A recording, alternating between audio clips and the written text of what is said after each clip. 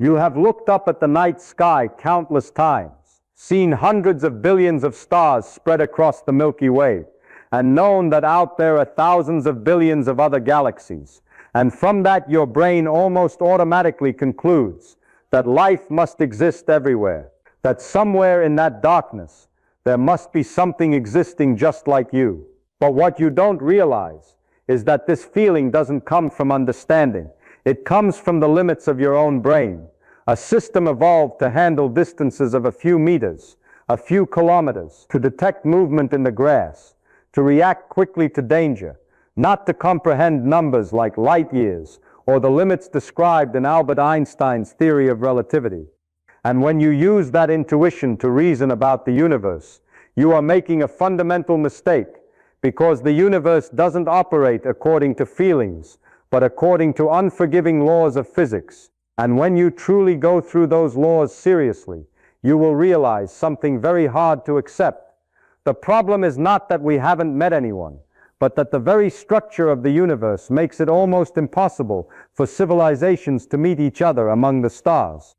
And to understand why that conclusion is not speculation, but an inevitable consequence, you must start from something that seems the most familiar, but is actually the most easily misunderstood: distance.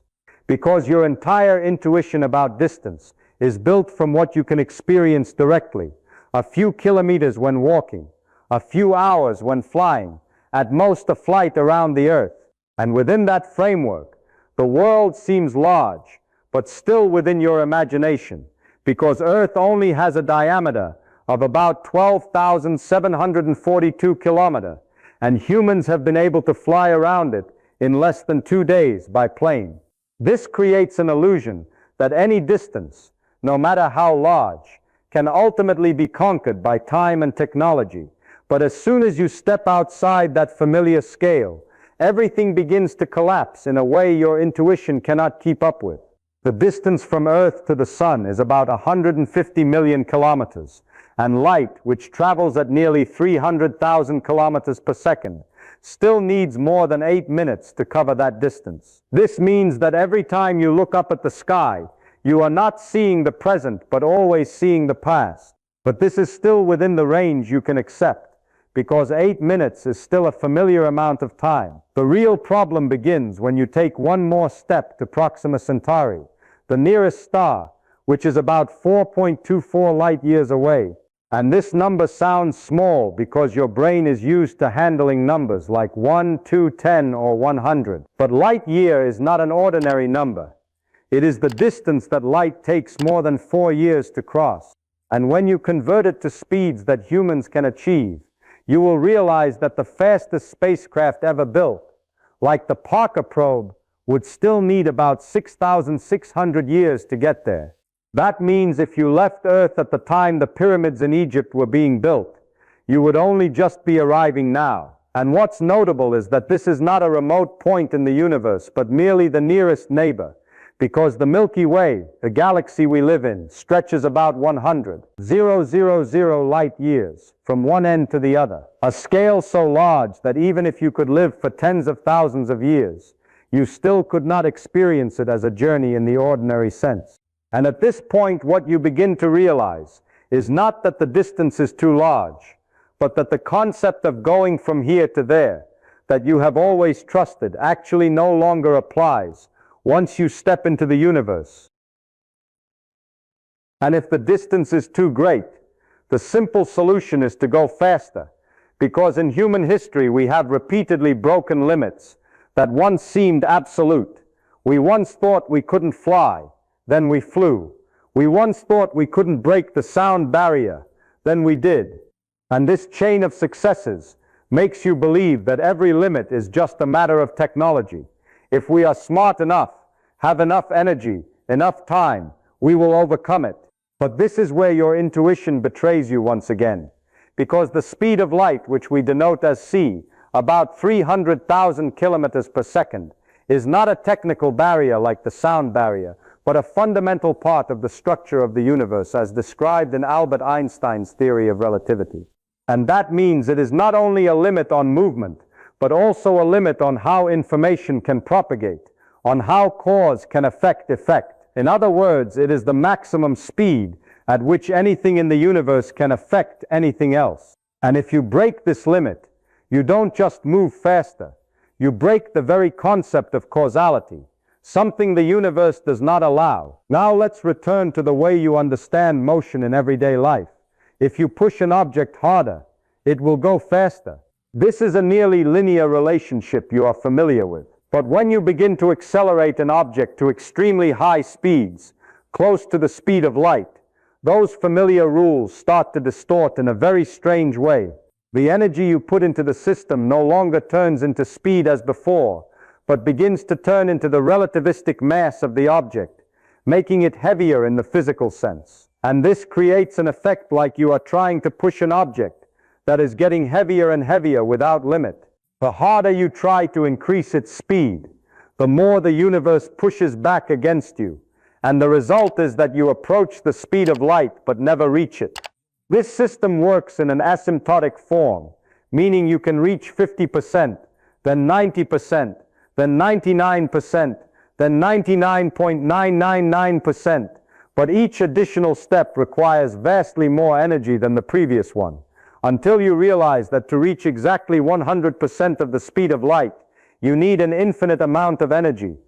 And here I am not using the word infinite as exaggeration, but in its precise mathematical sense. There is no number large enough, no energy source powerful enough, no technology that can change that, because this is a direct consequence of the equations of relativity. And if you pause for a moment to think, you will see that this is more profound than you imagine, because it does not just apply to us, but to every civilization that may exist in this universe. Whether they can harness the energy of a planet, a star, or even an entire galaxy, they are still bound by the same physical law, with no exceptions and no secret technology that can overcome it. And so you can get very close to the speed of light. You can shorten a journey from tens of thousands of years down to a few thousand years or a few hundred years under extreme conditions, but you will never cross that boundary. And it is right here that you begin to see that the problem is no longer distance or technology, but that the universe itself has set an absolute limit that every civilization, including us, must obey. And once you accept that limit as a non-negotiable reality, the next direction of thought is almost inevitable. You begin to wonder whether we can work within this limit instead of trying to break it, because you don't need to reach 100% to make a difference. You might think that just reaching a small fraction, for example 10% of the speed of light, that is about 30,000 kilometers per second, would already be a speed far beyond anything humans have ever built, thousands of times faster than the fastest probe we have ever launched. And at that speed, the journey to nearby stars could be shortened to a few decades or a few centuries, a long time but still imaginable. And that is why this idea sounds so reasonable, that it seems almost obvious, because it fits perfectly with the way you have always thought about motion in everyday life, where increasing speed usually means reducing time, where you can predict quite accurately that if you go twice as fast, you will arrive twice as fast. But what you don't realize is that you are applying a linear model to a completely non-linear system, and that difference is where everything begins to collapse. Because when you really start to calculate seriously, when you no longer rely on intuition but on the equations of physics, you will see that the real problem is no longer speed, but the energy required to achieve and sustain that speed. And this is where your intuition completely fails, because in everyday life you rarely encounter systems where the cost increases faster than the benefit. You don't need 10 times the energy to go twice as fast in most familiar cases. But in space, especially as you approach significant fractions of the speed of light, everything becomes harsh in a very hard to accept way. Energy doesn't just increase, it increases exponentially. That means each additional percentage of speed requires more energy than everything you had consumed before. And this creates a system where every step forward becomes disproportionately more expensive, and you quickly fall into a loop you cannot escape. because you don't just need energy to accelerate. You also have to carry that very energy in the form of fuel.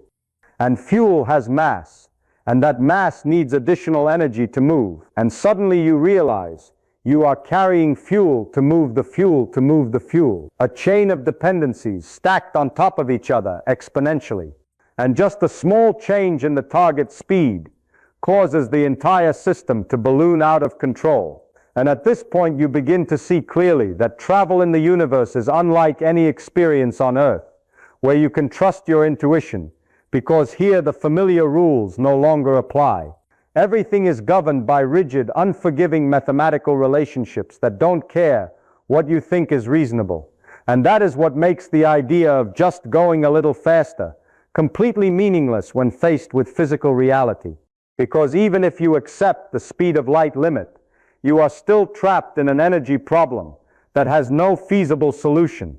And that is when you begin to understand that the real limit of interstellar travel is not that we are not fast enough, but that the cost of achieving any meaningful speed increases so rapidly that it breaks all practical possibilities, no matter how advanced you imagine your technology to be.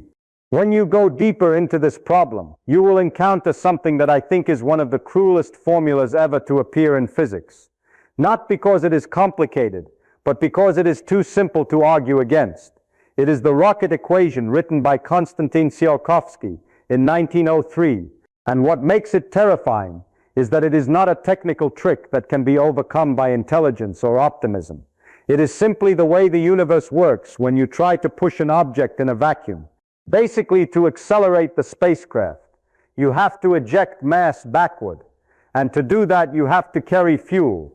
It sounds very simple, almost trivial, but the trap lies in that very simplicity, because fuel is not a number written on paper. It is real matter. It has mass, and that mass must be accelerated along with the entire spacecraft throughout the first part of the journey. That means you need fuel to push the spacecraft, but you also need fuel to push that very fuel, and then you need more fuel to push the newly added fuel. And the process repeats like a vortex, where every time you think you have solved the problem, you have actually only made it bigger. This is the point where your ordinary intuition collapses completely, because in daily life you are used to thinking linearly. If you want to go a little faster, you just need a little more power. If you want to carry one more person, you just need a little more fuel. But the rocket equation does not behave that way. It behaves exponentially, meaning each small increase in speed requires a much larger jump in the fuel ratio. And when you start aiming for speeds that are meaningful for interstellar travel, like 10% or 20% of the speed of light, that growth becomes horrific. It is no longer difficult in the technical sense, but impossible in the structural sense. Like you are playing a game whose rules are written in a way that makes you lose from the start. Think about this in a very everyday way. If I told you to drive a car from New York to Los Angeles, the first thing you would do is not carry an entire gas station behind the car, because you can refuel along the way. But in space there are no gas stations, no air to take oxygen from, no places to stop, no rescue teams, nothing but vacuum. That means the entire energy for the journey must be present from the moment of launch, and that turns your spacecraft into a very strange object. The smallest part of it is the useful payload, while the overwhelmingly large part is the fuel used to move itself. This is why the Saturn V rocket of the Apollo program looked more like a giant fuel tank than a vehicle carrying people. And even then, it was only enough to send a few people to the moon, a target so close that on the cosmic scale, it is still almost in your backyard. When you transfer that problem to another star, everything gets worse, not twice or 10 times, but in an explosive way, because now you not only need to accelerate to leave Earth, you need to accelerate to a very high speed in deep space. And if you want to do anything meaningful when you arrive, you also have to decelerate. That means you don't just carry fuel to accelerate, but also carry fuel to brake. And you have to carry that braking fuel throughout the entire acceleration journey. This adds another layer to the initial mass, and that added layer brings more fuel with it, and so on layer by layer, like you are building a tower where each new floor must support all the floors that will be built above it. This is the core of the rocket equation, and no magical technology can erase it. You can improve the specific impulse of the engine. You can increase combustion efficiency. You can use liquid hydrogen, nuclear power, things that sound very impressive, but what you are improving is only a coefficient in the equation. The exponential form of the equation itself remains there, cold and non-negotiable. And when a problem has an exponential form, that means in the beginning everything still looks manageable. Then very quickly afterward the numbers start to spiral out of control, like compound interest but in a much more cruel direction. And by the time you realize it, the problem has long since burst beyond planetary scale. You start with the idea of sending a small spacecraft. Then you realize you have to increase the fuel, then increase the tanks, then increase the structural support, then increase the engines to lift all that added mass, then increase the fuel again for the larger engines. And before long, what you call the spacecraft almost disappears inside the very mass of fuel serving it. In other words, your useful payload is strangled by the very system needed to transport it.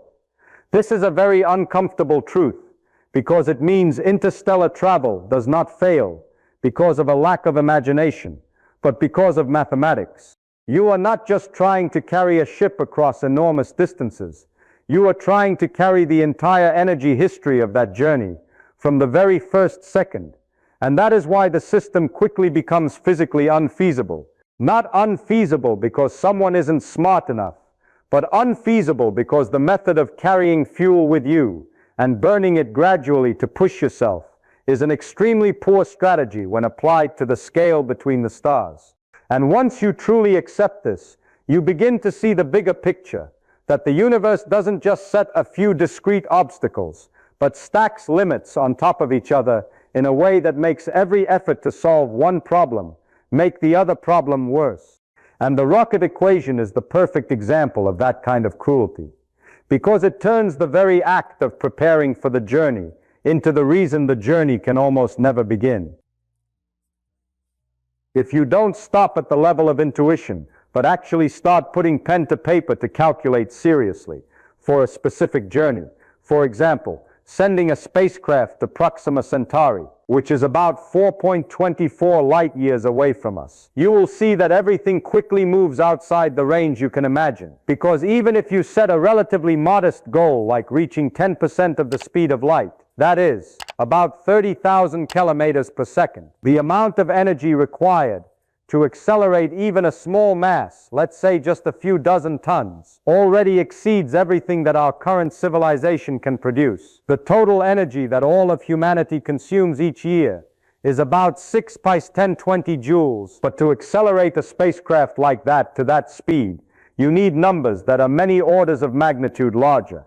And that is only the acceleration part under ideal conditions, without accounting for losses, without accounting for efficiency, without accounting for any real-world factors. And when you bring the rocket equation into it, everything becomes bad in a way that is almost impossible to salvage, because the fuel mass begins to increase exponentially, not doubling or multiplying by 10, but increasing in a way where each step forward makes the system balloon out of control. In many theoretical models, the fuel portion not only occupies the majority, but almost the entire initial mass. The actual spacecraft, the part containing humans or scientific equipment, becomes an extremely small portion buried inside a gigantic mass of fuel whose only purpose is to move itself. And this is already a serious problem. But everything gets even worse when you add a requirement that at first seems obvious but is actually decisive. You have to decelerate when you arrive. Because if you don't decelerate, you don't actually arrive anywhere. You just fly past that star system at extremely high speed, with no way to stop to observe, to land, or to interact. And as soon as you add this deceleration requirement, the problem changes completely, because now you not only need to carry fuel to accelerate, but also to brake. and that breaking fuel must be carried throughout the entire acceleration phase. That means it increases the initial mass, and the increased mass in turn requires more fuel to accelerate that larger mass, and then more fuel to carry the additional fuel, and you fall into a repeating chain where each new layer of requirement makes the system balloon exponentially, like you are trying to build a structure where each new floor must support the entire weight of all the floors that will be built above it. And very quickly, the numbers are not just large, but become meaningless to intuition. You are no longer talking about thousands of tons or millions of tons, but possibly masses equivalent to small asteroids. And all of that just to deliver a very small, useful payload to the nearest star. And when you continue trying to optimize, change assumptions, use more efficient types of engines, you realize that no configuration truly escapes the problem, because you can reduce the cost in one place, but it increases the cost somewhere else. You can improve efficiency, but you cannot eliminate the need to carry the energy for the entire journey from the very beginning. And that is exactly the key point. The problem does not lie in the design not being good enough, does not lie in us not being smart enough or advanced enough, but lies in the fact that the laws of physics themselves set up a structure where every solution leads to the same conclusion.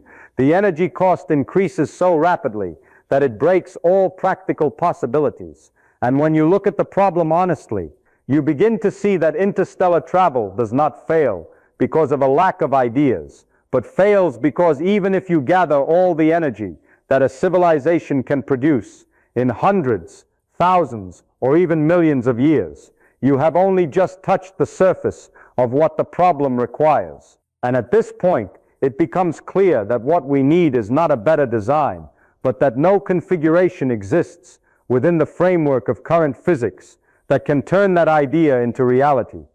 And that is precisely what turns this problem from a technical challenge into an almost absolute limit of the universe. You think the problem only lies in the fact that we don't yet have good enough technology, that what is currently impossible is only because we are still too primitive, and that if we advance a few hundred or a few thousand years, everything will become feasible. You might think of technologies like nuclear fusion, which provides much more energy per unit of mass than chemical fuel, because in nuclear fusion reactions, a small portion of mass is converted directly into energy according to Albert Einstein's famous equation. And this sounds like a breakthrough, a way to break the limits we just saw. But when you actually bring fusion into the problem, you realize that it only improves the coefficient, but does not change the nature of the equation. You still have to carry fuel, and the fuel still has mass, and that mass still brings all the consequences we saw earlier. That means even with ideal efficiency, the amount of fuel required still increases to an extremely large level when you aim for speeds that are meaningful for interstellar travel, and the problem still retains its cruel exponential form. Then you can take one more step and think about antimatter, which is often described as the ultimate energy source, because when matter and antimatter meet, nearly all of their mass is converted into energy. This is the highest energy density we know of in modern physics, and in theory it seems like the perfect answer to the energy problem. But reality is completely different, because we do not find antimatter in a form that can be exploited in nature. We have to create it in particle accelerators, atom by atom, at enormous energy cost. To produce just 1 gram of antimatter, you need to consume energy equivalent to hundreds of millions of kilowatt hours, and the financial cost is estimated to reach tens of trillions of dollars.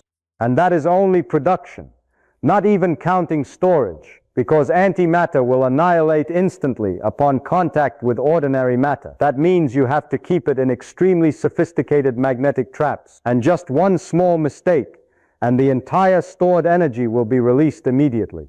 And when you scale this up to the level required for an interstellar journey, you are not just facing a technical challenge, but a problem that is almost impossible to control. And even if you assume that an advanced civilization could solve both the production and storage of antimatter, you still return to the starting point, because you still have to carry the entire energy of the journey from the very beginning.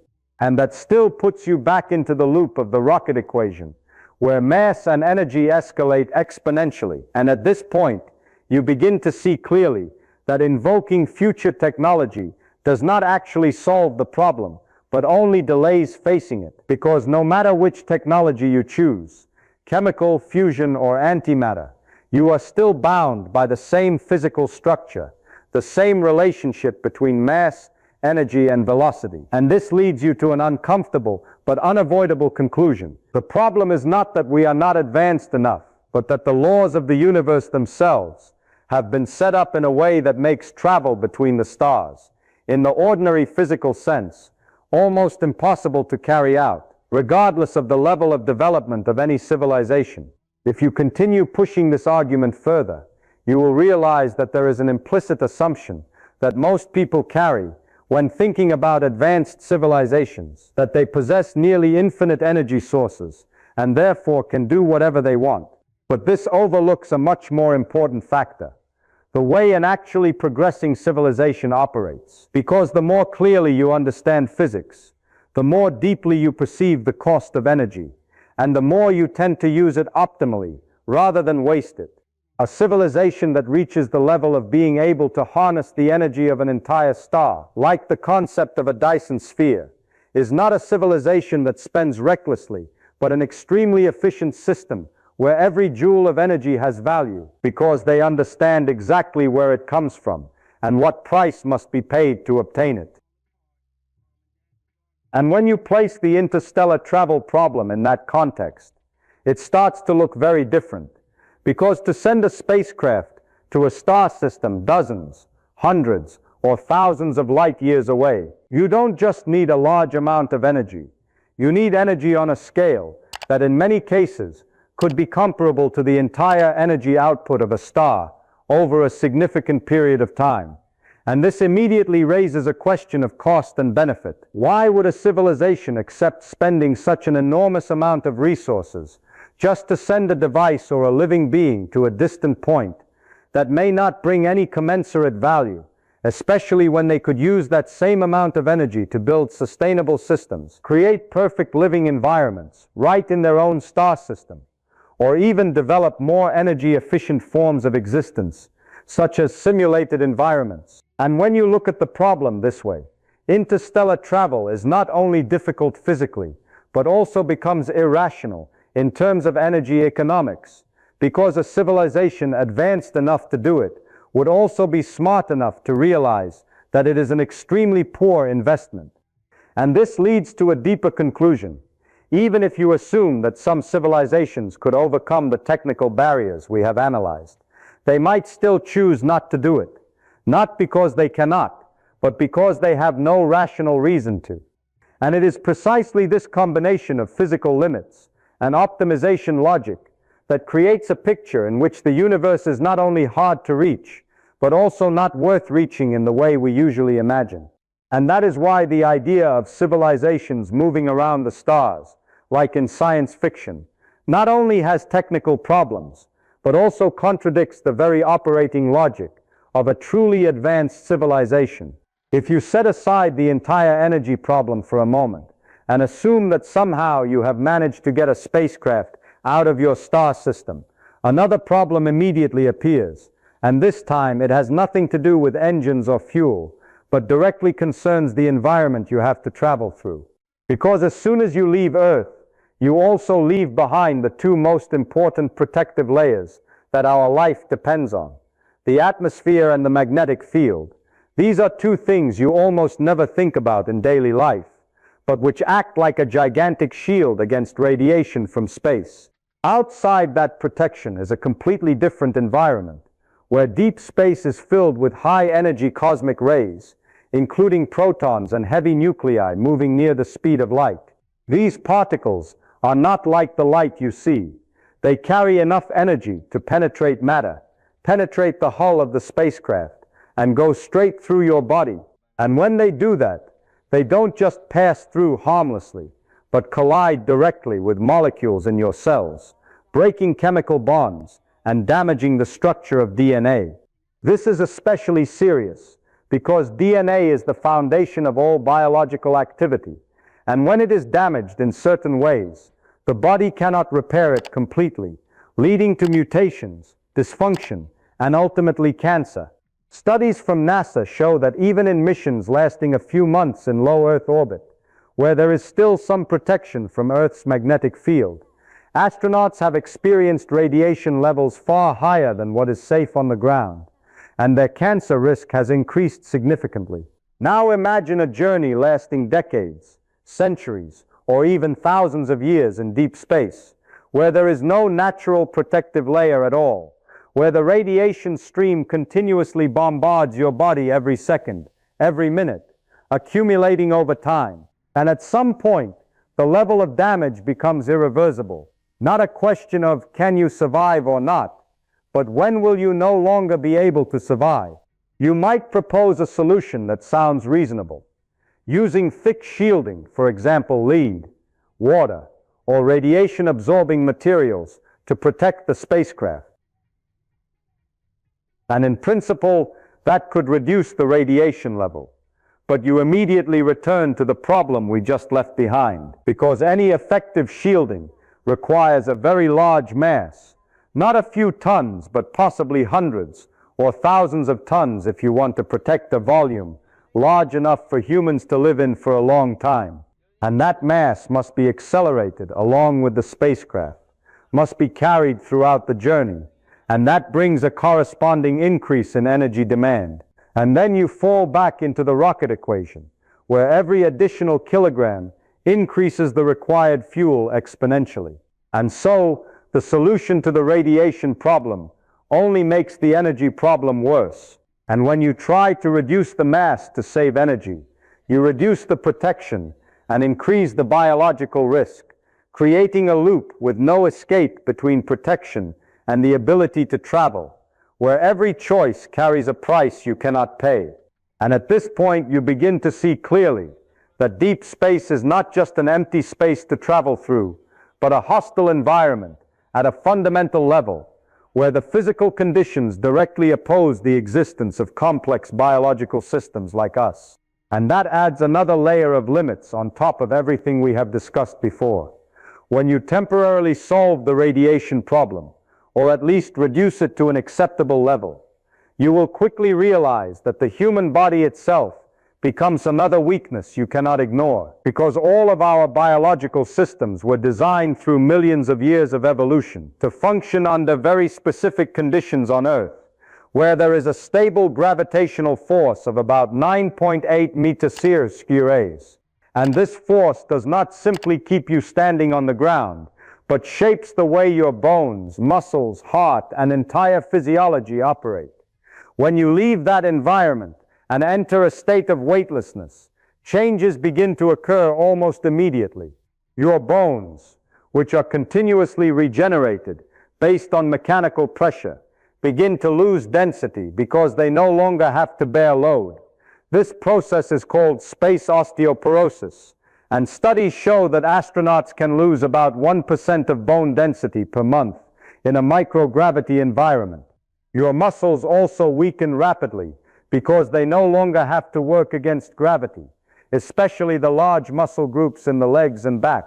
Your heart, an organ designed to pump blood against gravity, begins to change structure and function when that condition disappears, leading to reduced cardiovascular performance. The circulatory system is also affected as fluids in the body redistribute, pooling toward the upper body instead of being pulled downward as on Earth. This not only causes facial puffiness, but also changes pressure inside the skull, affecting vision. Some astronauts have reported long-term changes in their ability to see after long-duration missions. And all of this is not speculation, but has been directly observed on the International Space Station, where astronauts live in a microgravity environment for many months. And even with strict exercise regimens, controlled nutrition, and continuous medical monitoring, they still return to Earth with clear signs of physical deterioration and need a long time to recover. In some cases, some effects may last or not be completely reversible. Now expand this time frame beyond anything we have ever tested. Not a few months or a year, but decades, centuries, or even longer, as a real interstellar journey would require. And at that point, you are no longer talking about whether the body will adapt, but about whether any biological system can maintain stability under those conditions. And up to the present time, there is no evidence that this is feasible. You might propose creating artificial gravity by rotating the spacecraft, but that brings you back to the mass and energy problem, because the structure needed to create a large enough and stable rotating environment also requires significant mass and energy. And once again, you are pulled back into the same loop we saw earlier, where every solution carries a cost that makes the system even less feasible. And this leads to a very straightforward conclusion. The human body is not designed to exist in deep space for long periods.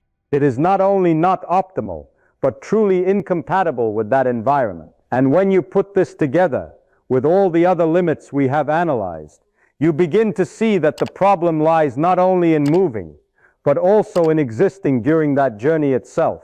One escape route that many people immediately think of when they hear that the human body cannot withstand a journey lasting decades, centuries, or longer is the idea of putting humans into hibernation to overcome time.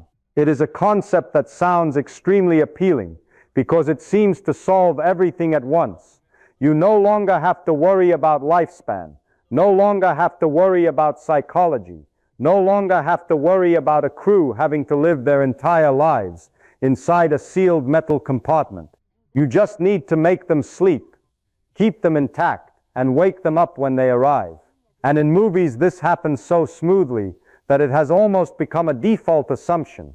But real biology is not that accommodating, because even at the most basic cellular level, a living body is not designed to be frozen and then revived like a machine that is turned off and then turned back on. The human body is about 60% water, and the brain is even higher.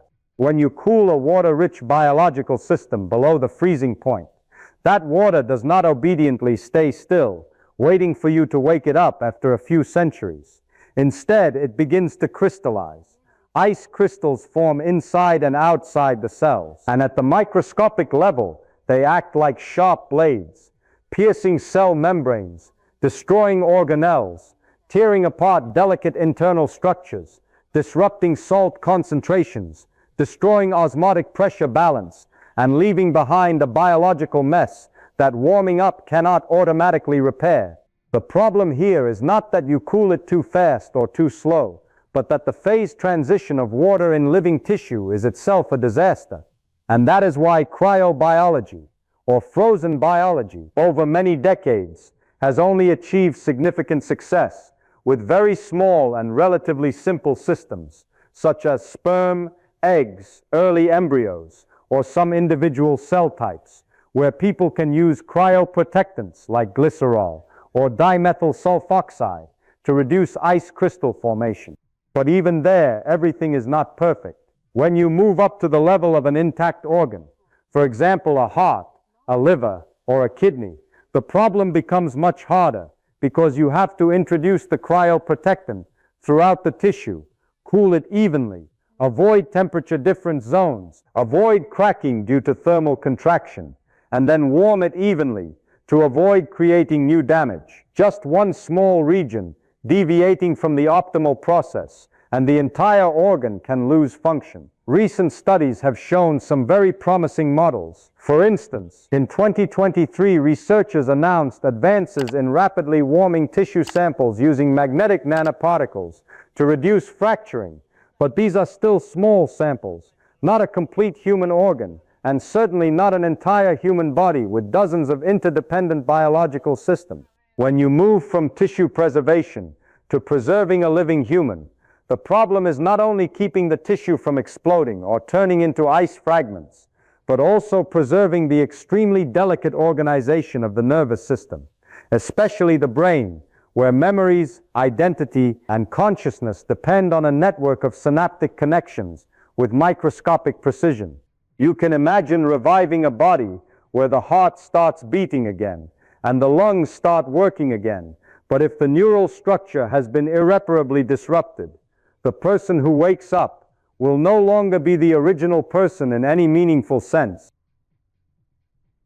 And that is the part where current science has no solution at all. Cryonics organizations, such as the Alcor Life Extension Foundation or the Cryonics Institute, preserve bodies and human brains in the hope that future technology will be able to repair them. But it must be stated very clearly that to this day, there has never been a single proven case of reviving a person who has been cryonically preserved.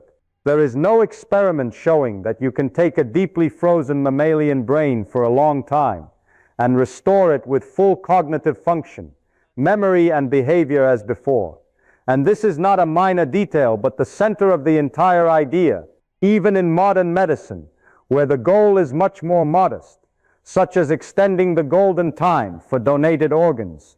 We are still struggling with time frames so short that they are almost embarrassing when compared to science fiction. A heart can usually be preserved for only about 4 to 6 hours, a liver about 8 to 12 hours, and kidneys can last longer, but still measured in hours to days, not years, not centuries. That means current science has not even truly mastered keeping a living organ stable for a very short time, let alone keeping an entire human intact for hundreds of years in deep space, under radiation, mechanical vibrations, risk of system failure, and without immediate medical support. You might say, okay, the future will be different. Technology will advance, and that may be true to some extent. But here we are not talking about a small technical gap that can be filled with more money or better engineers. We are talking about a chain of problems stacked on top of each other, from the physics of water, the chemistry of cell membranes, the thermal mechanics of living tissue, to the neurobiology of consciousness. And currently no link in that chain has been fully solved for a complete human body. In other words, cryosleep is not a technology waiting just around the corner to be perfected, but an idea that still hangs suspended between hope and speculation. That means at this point you cannot view hibernation as a serious option for overcoming the time required for interstellar travel. You cannot simply put humans in a compartment, lower the temperature, and then believe that a few hundred years later they will wake up intact as if emerging from a short nap, because biology does not work that way. And once you remove cryosleep from the list of easy escapes, the entire burden of time collapses back onto the problem, forcing you to face the truth that if the journey lasts longer than the natural lifespan of a human being, then preserving that very human throughout the journey remains a question that modern science has no answer for. When you reach this point, where every freezing time option is no longer feasible, thinking almost automatically shifts in another direction, an approach that does not try to defeat time but accepts it. The idea of building generation ships, where it is not one crew but many generations of humans who will be born, live, grow old, and die during the journey, and in the end their distant descendants will be the ones who set foot on the destination. Intuitively, this seems like a reasonable solution, because it does not require extending individual lifespan or freezing people. It only requires maintaining a stable society inside a sealed system for long enough. But as soon as you begin to analyze it seriously, you will see that you are no longer solving a purely technical problem, but trying to design an entire miniature civilization in an extremely constrained environment, because a group of people isolated inside a sealed metal structure with no way out and no contact with the outside world for hundreds of years will face psychological and social pressures that we have never observed at that scale. Experiments like Biosphere 2 in the 1990s, where a small group tried to live in a closed ecosystem, showed that even in a short time and with careful preparation, problems of conflict, stress, and ecological imbalance appeared quickly. And that was only over a few years, not centuries. When you extend the time to hundreds of years, you face not only psychological fatigue, but also the inevitable transformation of social structure. Later generations born on the ship will not share the same motivation the same goal, or the same value system as the original departure group. For them, the ship is not a vehicle, but the entire world, and the goal of going to a distant star may become an abstract concept, even meaningless, when it has no direct connection to their daily lives. Language may change over time, culture may evolve in unpredictable directions, and it is very possible that after a few generations, the original reason for the journey will be distorted or completely forgotten. At the same time, you also have to face serious biological problems related to genetics. A small population isolated for a long time will experience the inbreeding effect, where harmful recessive genes have a greater chance of being expressed, leading to the accumulation of genetic disorders. To avoid this, you need a population large enough and genetically diverse, but that in turn increases the size, mass, and complexity of the ship, which pulls up the demand for energy and resources. And so you return once again to the original physical limits.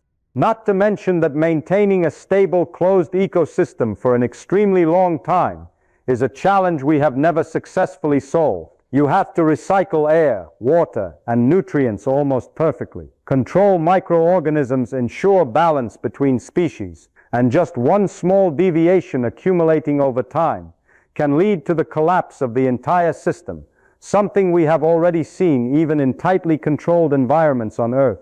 And when you put all these factors together, you begin to see that a generation ship is not a guaranteed solution, but an extremely high-risk experiment in which you are betting on biological, social, and technical stability over a period longer than any artificial system has ever existed.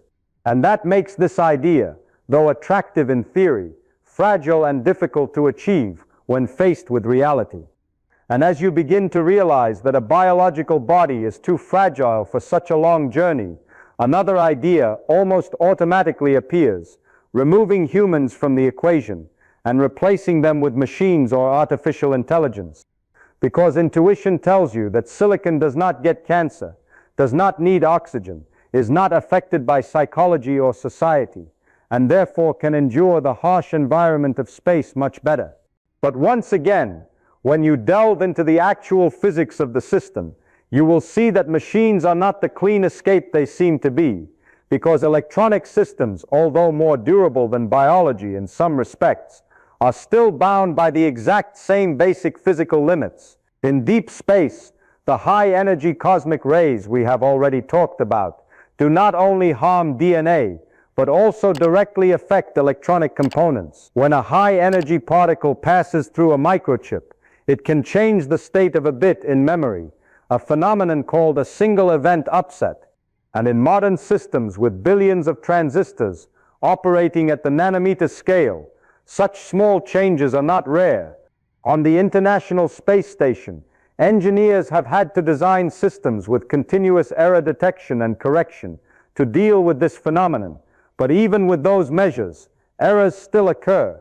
And in a journey lasting thousands of years, the problem is no longer whether errors will occur, but how they will accumulate over time. Because each small error can be fixed, but the error correction system itself is a physical system that can fail.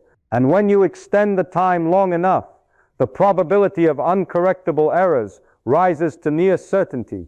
A wrong bit can become a wrong command. A wrong command can damage an important process. And over time, the accumulation of these small deviations can lead to functional degradation or even complete system collapse. In addition, you also have to face the problem of material aging, metal fatigue from thermal stress, plastics and polymers degrading under radiation, electrical connections corroding or losing conductivity. And unlike on Earth, where you can replace components, repair, or remanufacture, in deep space you have to carry all maintenance capability from the very beginning. This again increases the mass and complexity of the system and brings you back to the energy and resource problem. You can design self-repairing, self-reconfiguring systems, but that does not eliminate the problem. It only postpones it, because any physical system must obey the principle of entropy, where order tends to decrease over time. And to fight that, you need energy and structure, both of which have limits. And when you put all these factors together, you begin to see that even a fully automated ship with no humans is not a system that can exist indefinitely in the harsh environment of deep space. It may last longer and endure better, but ultimately it will still degrade. And that means replacing biology with machines does not really solve the core problem, but only changes its form, while the basic physical limits remain intact. You might set aside the entire story of physical movement and think that at least civilizations can still communicate with each other from a distance, that no matter how great the distance, information can still bridge space. But right here you run into the same fundamental limit we encountered earlier. Information is also bound by the speed of light, with no exceptions and no shortcuts. Every signal, whether radio waves, microwaves, or lasers, propagates at the maximum speed of about 300,000 kilometers per second. And this turns distance directly into time. If a civilization 100 light years away from us sends a signal today, we will not be able to receive it until 100 years later. And if we reply immediately, they will also have to wait another 100 years to receive the response. That means a simple exchange takes 200 years just to complete one round of question and answer. At a distance of 1,000 light years, that number becomes 2,000 years for a conversation. At 10,000 light years, it becomes 20,000 years. And at that point, you are no longer talking about communication in the ordinary sense, but about sending messages into a distant future where no one can guarantee that the recipient still exists.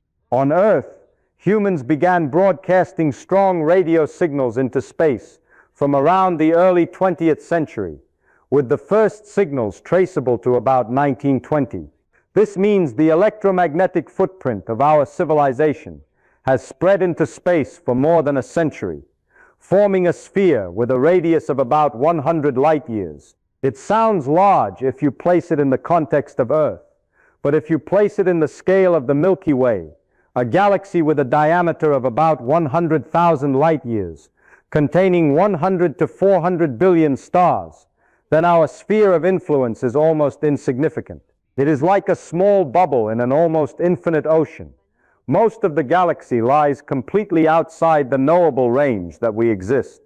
And even within that tiny range, it is not obvious that another civilization would actually detect our signal, because they would have to be in exactly the right position in space, at exactly the right time when the signal passes, observing in our direction, using or monitoring the exact frequency band we are broadcasting on, and having equipment sensitive enough to distinguish our weak artificial signal from the natural cosmic noise background, where there is always microwave background radiation, noise from stars, and other astronomical sources.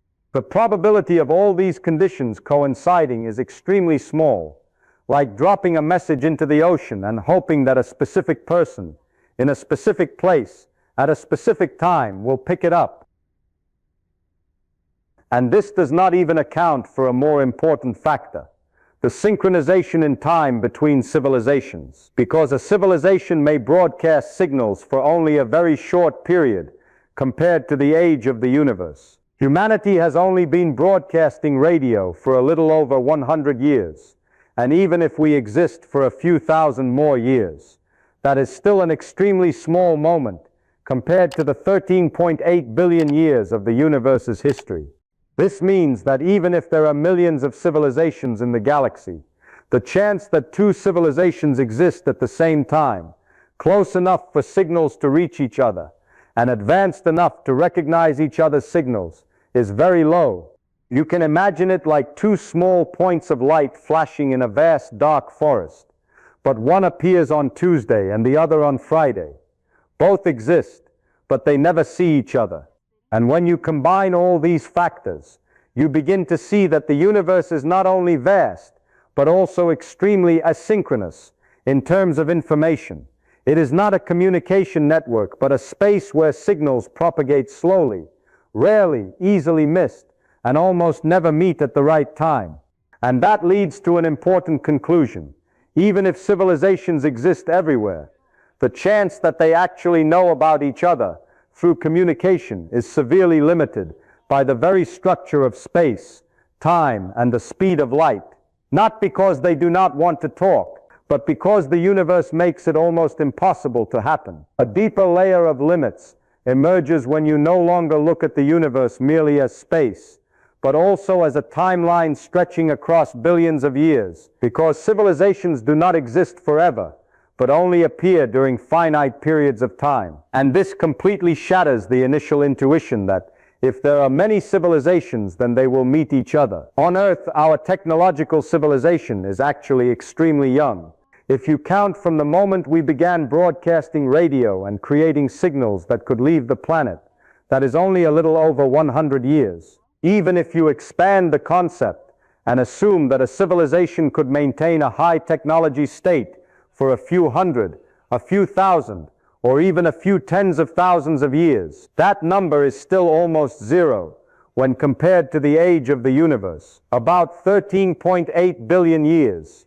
And this creates a problem of probability rather than technology, because for two civilizations to recognize each other, they not only need to be close in space, but also need to exist at the same time for a long enough period for signals to cross that distance. If a civilization flourished 1,000,000 years ago and then disappeared, all the signals it ever sent may have passed through our region long before we had the ability to receive them. And to us, they are completely non-existent. Not because they never existed, but because we missed the only moment when they left a trace.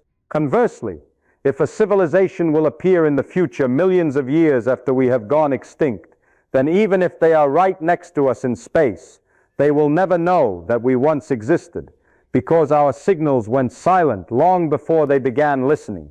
And when you combine this with the speed of light limit, the problem becomes much more serious, because even if two civilizations exist at the same time, they still need to maintain that state for a long enough period for signals to travel from one side to the other. If the distance is 1,000 light years, both civilizations must exist for at least a few thousand years within the same overlapping time window. And this is by no means obvious when you consider the fragility of social, ecological, and technological systems, where risks such as war, climate change, resource depletion, or even technological accidents can end a civilization in a relatively short time. When you put all these factors together, the probability that two civilizations not only exist, but also catch each other within the same sufficiently long time window becomes extremely small. It is like two lightning flashes lighting up in an endless night. Each flash is bright and real, but they occur at different times, so they never illuminate the same moment. And you can expand this image to the entire Milky Way, where there are hundreds of billions of stars and possibly countless planets capable of supporting life. But if each civilization exists only for a very short time, compared to the age of the galaxy, then most of them will appear and disappear without ever overlapping with any other civilization. This leads to a very important conclusion. The silence we observe does not necessarily mean the universe is empty, but may be the result of civilizations existing scattered in space and time, yet rarely overlapping long enough to recognize each other. And when you look at the problem this way, the question, why haven't we met anyone, begins to lose its initial mystery, because the answer does not lie in the absence of life, but in the lack of synchronization. The universe is not only vast, but also stretches across time in a way that makes opportunities for encounter almost zero, even if life and intelligence are truly common. When you step back and place everything we have just gone through into one frame, a very clear picture begins to emerge, not as a vague hypothesis, but as a tightly logical structure, built from many different layers of limits.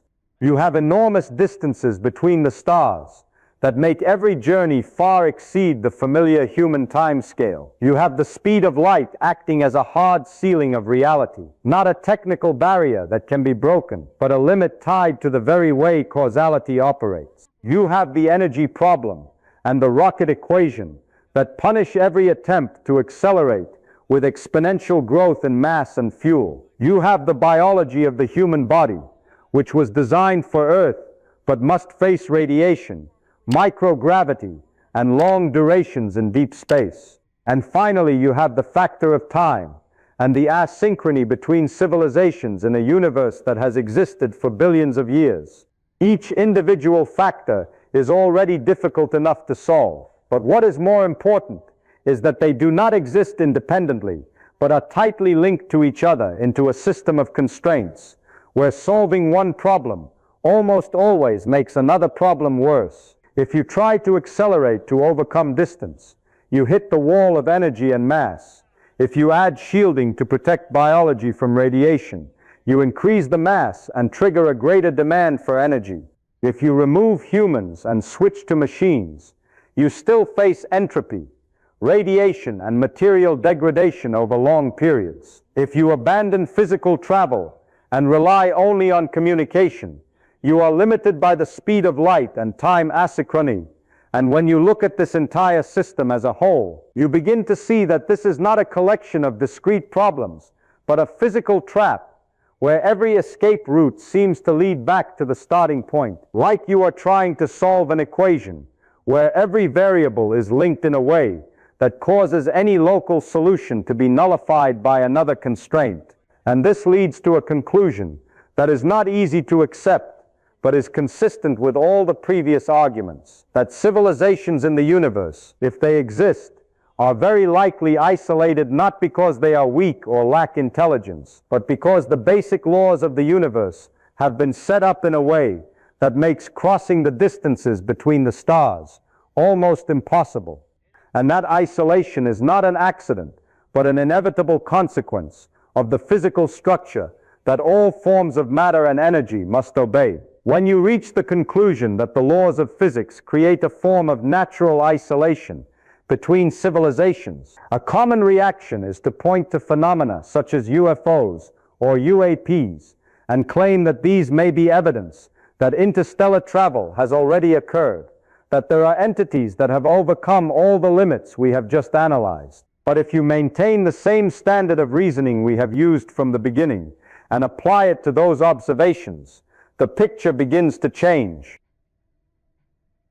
Because many reports of unidentified flying objects describe extremely unusual movements, such as accelerating from a standstill to supersonic speed in almost instantaneous time, changing direction abruptly without a clear curved trajectory, or stopping and accelerating again in an instant. On the surface, this seems impressive, but when you place it under the lens of physics, you have to ask what happens to matter when subjected to such accelerations. Because any object with mass, when accelerating, generates inertial forces. And if the acceleration is large enough, those forces will crush the structure of the object. G-forces at the level of thousands or tens of thousands of Gs, as would be required to perform the reported movements, would destroy every material we know, from metals to advanced composite structures, not to mention any biological creatures inside. And even if you assume that an advanced civilization has materials far beyond ours, you still face other physical consequences. An object moving at very high speed in the atmosphere will interact strongly with the surrounding air, creating shock waves, sonic booms, and in many cases ionization of the air, leading to bright plasma trails. Effects we see very clearly in human-made supersonic vehicles, or even in meteors entering the atmosphere. But in many UFO videos and reports, these signs are absent. You do not see corresponding shock waves. You do not see long plasma trails. You do not see the thermal effects that physics predicts. This creates an inconsistency between the observed behavior and the physical consequences that would necessarily accompany those movements if they were literally real. And when you encounter a situation like this in science, the basic principle is not to immediately assume that the laws of physics have been broken, but to consider the possibility that the observational data may have been misinterpreted. In this case, many phenomena can be explained by more familiar factors, such as sensor errors, signal noise, parallax effects when an object moves relative to the background, or ordinary objects such as airplanes, drones, or even balloons observed under suboptimal conditions. Infrared and radar systems, especially in military environments, can produce complex signals that, if not analyzed carefully, lead to incorrect conclusions about speed and trajectory. And what is important here is not to deny that there are phenomena that have not been fully explained, but to emphasize that unexplained does not mean evidence of interstellar travel, because if an object had truly crossed thousands of light years to get here, carrying the energy and technology required to do so, then its presence would produce unmistakable physical consequences, not blurry bright spots on a screen or low-resolution video clips, but clear, consistent, and repeatable signs. And up to the present time, we do not have such evidence. This leads to a cautious but reasonable conclusion that observations of UFOs, although interesting and worth studying, do not provide convincing evidence that civilizations have overcome the physical limits we have analyzed, and therefore do not change the overall picture of the isolation of civilizations in the universe. The most important point does not lie in whether there are UFOs or whether there are civilizations outside Earth, but in how you handle information and reach conclusions. Because humans have a very natural tendency to believe what makes them feel meaningful, appealing, or consistent with their intuition. We like the idea that the universe is full of intelligent life, that there are civilizations that have overcome every limit and could arrive here at any time, because that brings a sense of connection and reduces existential loneliness. But science does not operate according to that emotion. It operates according to a very different standard, where every claim must be supported by verifiable, repeatable, and falsifiable evidence. And this is precisely where the difference between belief and understanding becomes clear. In science, you do not start by asking what is the most interesting thing that could be true, but by asking what fits best with the currently available evidence. And this principle is summed up very clearly by Carl Sagan when he said that extraordinary claims require extraordinary evidence. This is not an arbitrary barrier, but a protective mechanism, because if you accept large conclusions based on weak evidence, you are very easily led by illusions that seem convincing but are incorrect. History has shown this many times. For example, when Percival Lowell observed Mars at the end of the 19th century and believed he saw canals built by a civilization, an idea that was very appealing at the time, but later proven to be the result of misinterpreted data and the limitations of observational equipment. Or in many more modern cases, where unusual signals in astronomical data were initially considered candidates for extraterrestrial intelligence, but ultimately explained by natural sources such as neutron stars, instrument noise, or known physical phenomena. This does not mean that the search is wrong. On the contrary, it shows that the search must be carried out with a very high level of discipline. You must continuously test your hypotheses, must actively seek ways to prove yourself wrong, rather than only looking for what supports you, must clearly distinguish between "we do not yet understand this phenomenon" and "this phenomenon has an extraordinary origin," because the gap between those two is where many mistakes occur, especially in fields where data is often imperfect, prone to noise, and difficult to reproduce, such as UFO observations or weak cosmic signals. When you see a phenomenon that seems to violate physical laws we have verified for hundreds of years, the scientific approach is not to immediately conclude that those laws are wrong, but to question the observation itself, the way the data was collected, the assumptions in the analysis process, the possibility of simpler explanations consistent with what is already known. And only when all those possibilities have been rigorously ruled out do you begin to consider expanding or adjusting the theory. This requires a patience and intellectual honesty that is not always easy to maintain, especially when facing ideas that are attractive and have strong spread in popular culture. But it is precisely that discipline that distinguishes science from pure belief. And when you apply this way of thinking to the entire problem we have discussed, from interstellar travel to the silence of the universe, you begin to see that the conclusion, "we haven't met anyone because it is almost impossible," is not a pessimistic view, but the result of strictly adhering to the evidence and the verified laws of physics. And the most important thing is not to keep your beliefs correct, but to be willing to adjust them when faced with reality, because only then can you truly understand the world you are living in. The most profound point of this entire argument does not lie in the fact that we are limited, but in understanding that those limits are not flaws in the universe, but the very conditions that allow the universe to exist in the way we observe it. Because when you look at the speed of light, energy, or other physical constraints, the natural reaction is to see them as walls, preventing us from going further. But in modern physics, especially from Albert Einstein's theory of relativity, the speed of light is not simply a number, but the very structure of space-time itself. It defines the way cause and effect are linked together.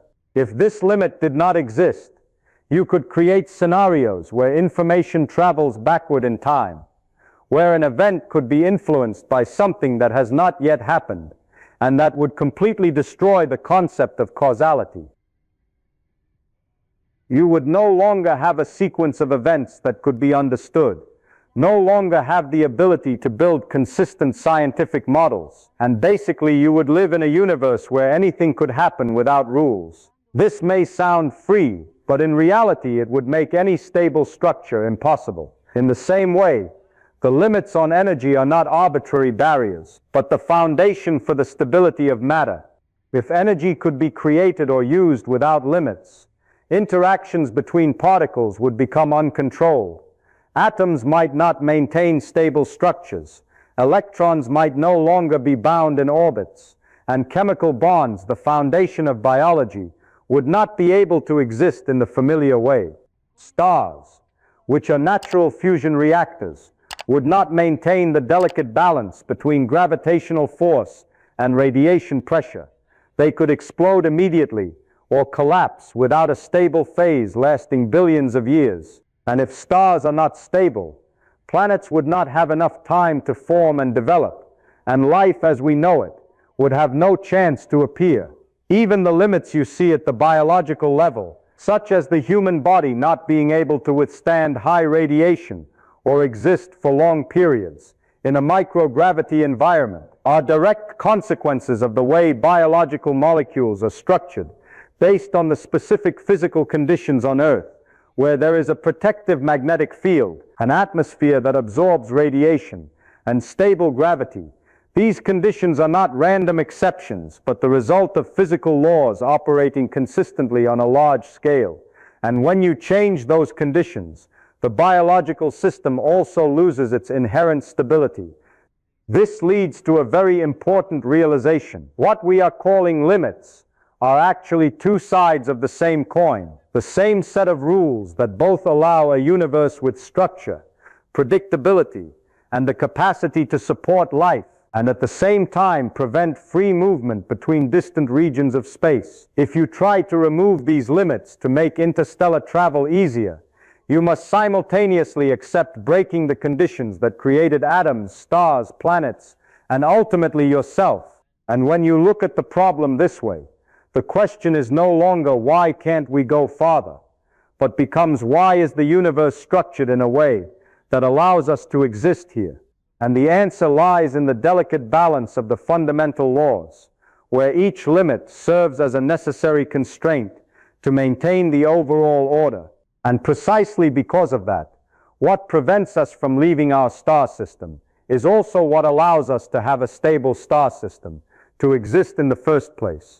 And that is not a paradox, but an inevitable consequence of a lawful universe. When you reach this point in the entire argument, where all the physical limits have been placed side by side, and there is no longer room for easy assumptions, a natural question arises, not about technology or means, but about the meaning of all this. Because if no one is coming, if there are no ships crossing thousands of light years to visit us, what does that mean? And the first answer that needs to be clarified is that it does not mean the universe is empty. It does not mean we are unique in an absolute sense, but only that every civilization, if it exists, is limited within its own conditions, bound by the same physical laws we have analyzed, and therefore they exist in their own bubble of reality, not because they do not want to connect, but because the structure of the universe makes it almost impossible. This completely changes the way you perceive your own position, because in many science fiction stories, there is always an implicit assumption that if there is a big problem, there will be an outside force, a more advanced civilization, that will come to intervene, help, or even take control. But when you place everything within the framework of physics, that assumption begins to collapse. No one is on the way, no rescue signal is approaching, and that places the entire responsibility on us. On Earth, the problems we face, from climate change and geopolitical conflicts to economic inequality and technological risks, are not things that can be solved by an outsider, because according to all the arguments we have gone through, the chance that such a force could come here and intervene directly is extremely low, and this may at first sound heavy, even pessimistic, but if you look more closely, it carries a very different meaning, because it makes our existence more special rather than less so. In a universe where distances are enormous, where time stretches across billions of years, and where civilizations rarely overlap, the existence of a system like Earth, with a stable star like the Sun, a planet in the habitable zone, liquid water, a protective atmosphere, and a chain of evolution lasting billions of years leading to the emergence of intelligence, no longer seems obvious, but becomes an extremely rare case. You do not need to assume that life is unique to see that it can be a very rare phenomenon, because each step in that chain requires very specific conditions. And when you multiply those probabilities together, you begin to see that the existence of a planet like Earth, that develops to the point of being self-aware, is a very special outcome. And in that context, every moment of existence can no longer be taken for granted. It becomes part of a rare process in the universe, where matter not only exists, but also has the ability to understand itself.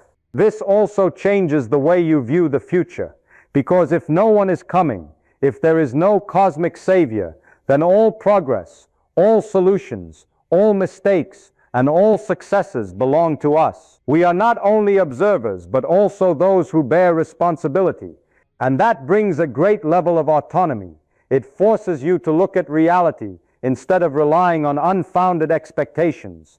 And at the same time, it also brings a deeper form of meaning, because in a universe where civilizations can be isolated by the very fundamental laws, the fact that we exist, think, ask questions, and try to understand the world around us is not only a biological phenomenon, but part of the way the universe explores itself. And that does not need any supernatural element to become astonishing. It is already profound enough with only what physics allows.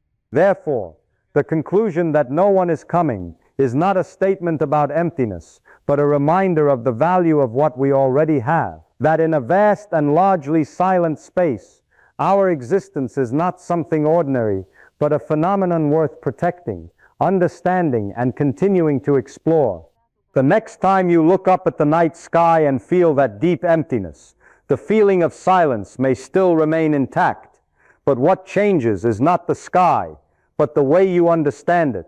Because now that silence is no longer a vague mystery or a frightening void, but a consequence that can be explained from the fundamental laws of nature. It is not a sign of complete absence, but the result of enormous distances, the speed of light limit, energy constraints, the fragility of biology, and the asynchronous flow of time between civilizations. All those factors combine to create a universe where intelligent systems can exist, but rarely intersect.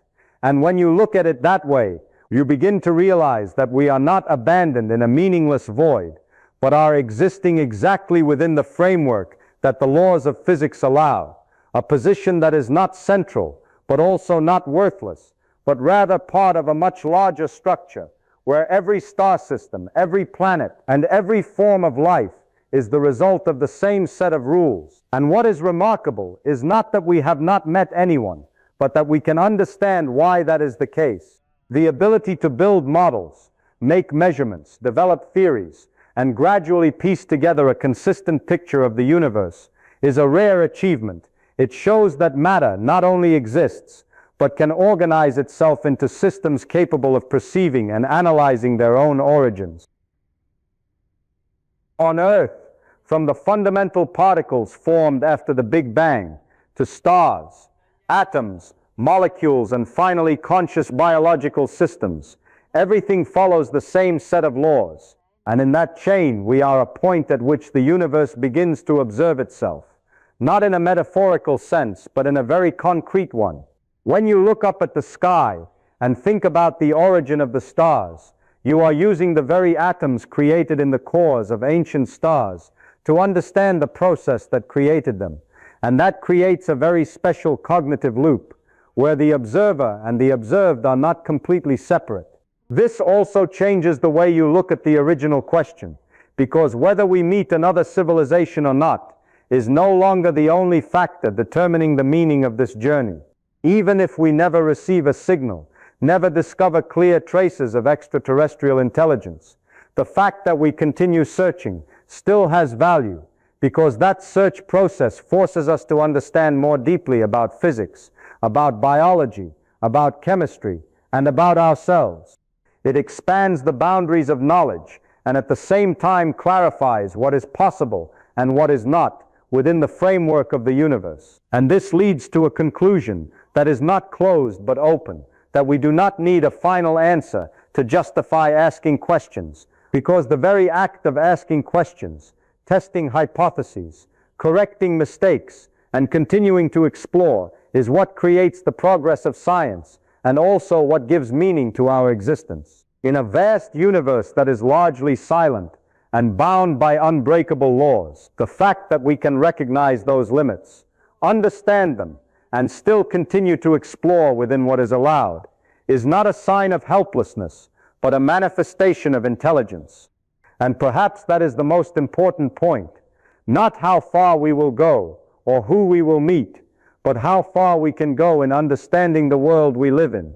And as long as we continue to ask questions, this journey will still have meaning. If you want to continue exploring profound truths like this about the universe, please hit subscribe so you don't miss the next videos. Thank you for joining, and I will see you in the next exploration journey.